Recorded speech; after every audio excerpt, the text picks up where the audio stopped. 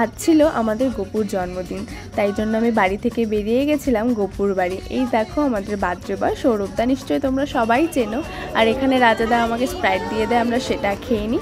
তারপর এখানে cake cutting হচ্ছিল, সবাই মিলে এখানে বাচ্চা কাচ্চা সবাই মিলে কেক কাটিং করে নিচ্ছিল। আর আমরা সবাই মিলে সৌরভদাকে উইশ করছিলাম।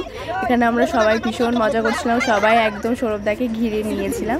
তো তারপর দেখো কেক কাটিংয়ের পরে সৌরভদার মুখের অবস্থা জাস্ট।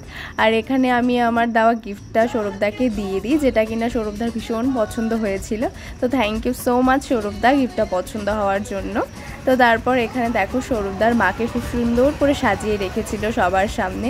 আর এখানে আমার দেওয়া গিফটটাও রেখেছিল। আর এখানে সবাই মিলে পিক তুলে নিচ্ছিল। আর এখানে সবাই খেতে বসে গেছিলো।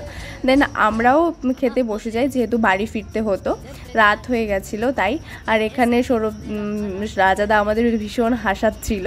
যাই হোক, হাসাহাসি করতে করতে দেখো আমাদের সবাইকে খাওয়া দিয়ে দেয়। তো তারপর আমরা তাড়াতাড়ি করে খেয়ে নিই। আর চাটনি খাওয়ার পর হয়েছিল প্রচণ্ড হাসাহাসি। এখানে প্রচণ্ড পরিমাণে আমরা ফাজলামো করছিলাম, হাসাহাসি করছিলাম, যেটা হয়ে থাকে সবাই মিলে হয়ে থাকলে। এখানে আমরা সবাই একসাথে হয়েছিলাম, makeup artist, models and photographer সবাই।